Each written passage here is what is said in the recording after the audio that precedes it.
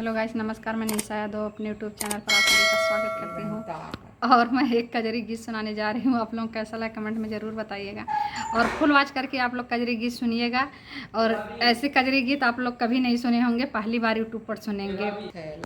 दिल मोर बस छयल संग सखिया हरि संग नाही जइबना। दिल मोर बस छयल संग सखिया हरि संग नाही जइबना। उ तो खियावे पूरी मिठैया ना, हे हो पूरी मिठैया ना। हरि मोर भौरी के तरसवन हरि संग नाही जइबना। तो मोर हरि संग नाही जइबना। दिल मोर बस छयल संग सखिया हरि संग नाही जइबना। दिल मोर बस छयल संग सखिया हरि संग नाही जइबना। उ तो खियावे लोटा गिलसियाना, हे हो लोटा गिलसियाना। हरि मोर भरुका के तरसवन हरि संग नाही जइबना।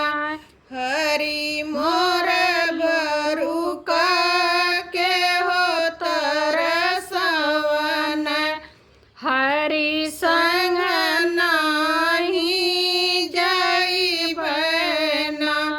दिल मोर बस छयल संग सखिया हरि संग नाही जइबना।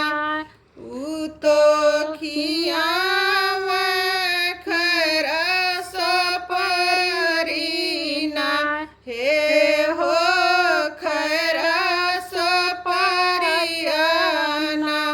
हरि मोर बीरवा के तरसवन हरि संग नाही जइबना।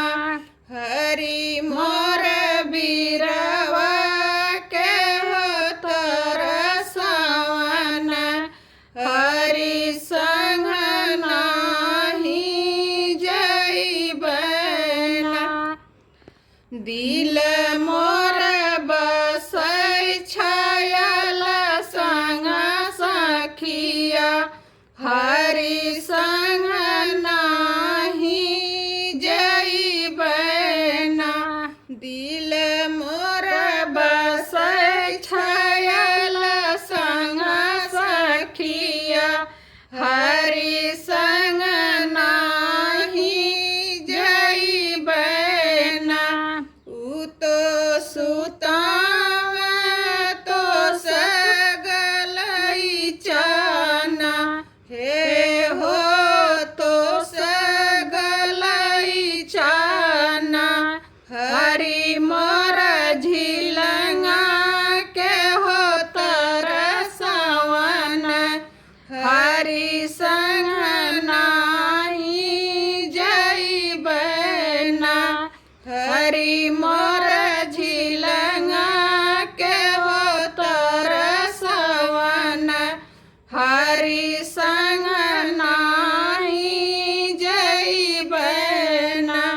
दिल दिल मोर बसै छायल संग सखिया हरि संग ना